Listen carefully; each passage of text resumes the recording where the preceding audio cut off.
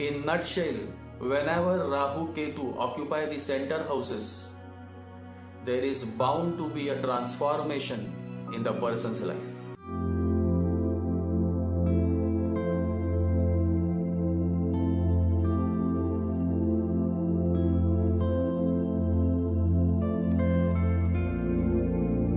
Obviously, astrology is not black and white. There are certain gray shades. So it all depends on what are the supportive planets and whether the native itself is an evolved soul. Many times it happens that the river is very beautiful. The water in the river is also very clean, pure. But on the very circumference of it, there is a layer of dust. You see? And that is what I refer to when I speak about evolved souls.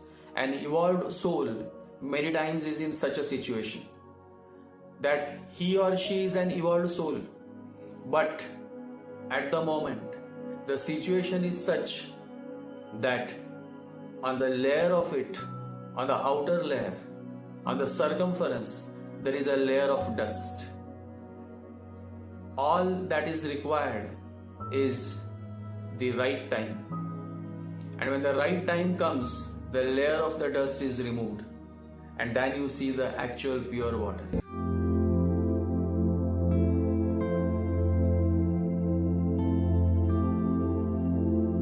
You think that the water has become pure, but in reality the water was pure.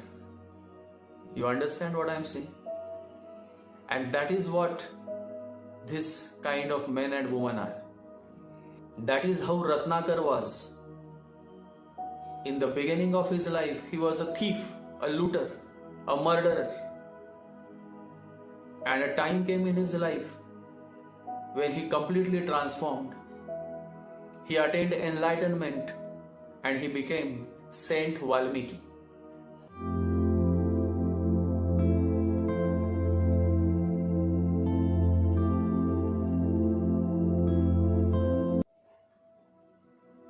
Now those who are not aware of his soul will say that the water has become pure. He has become pure. In reality, he was pure.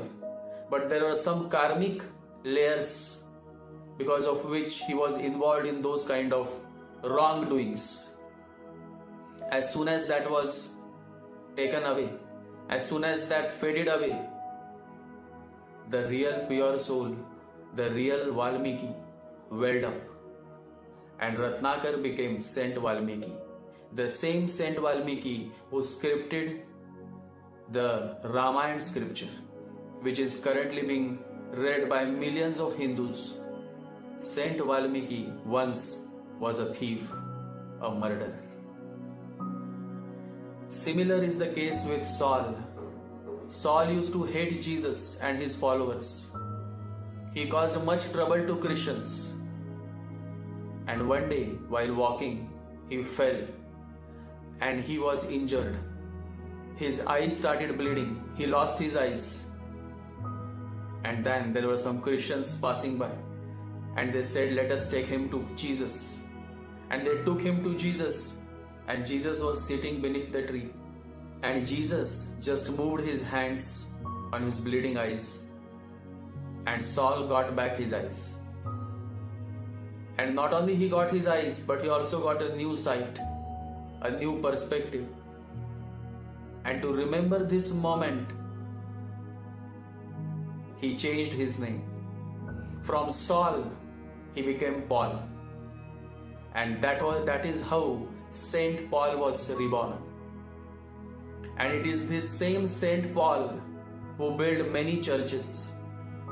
Imagine, a man who hated Christians, a man who hated Jesus, became one of the greatest lovers of Jesus.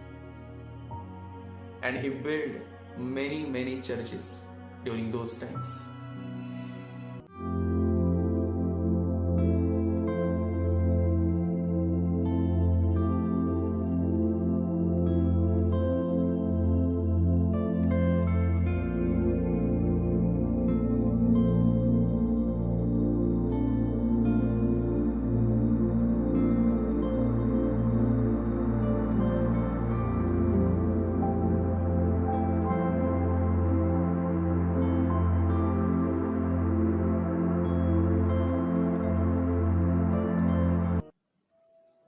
So this is how it is.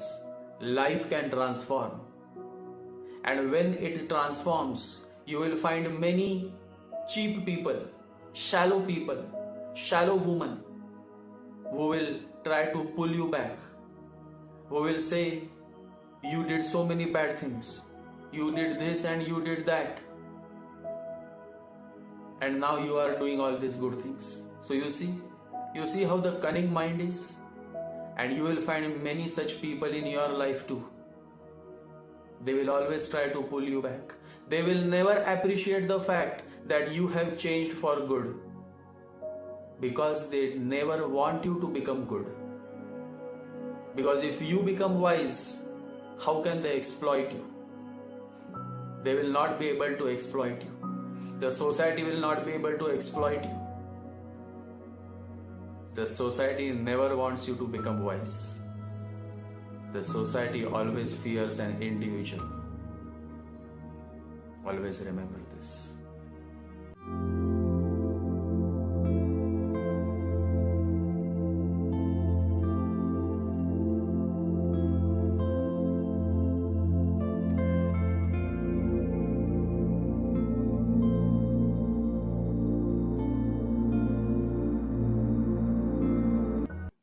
And so, the placement of Rahu Ketu in the center houses, 1st 7th, 4th 10th, anywhere, is a perfect sign that yes, you have the potential to transform.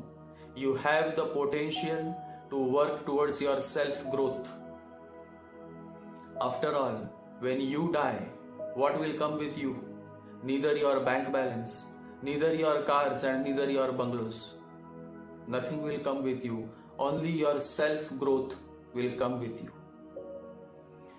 And so, even though you have been a victim of bad situations in your life, even though you would have come across in some bad company, still you have the potential to come out of it and to work towards your self-transformation.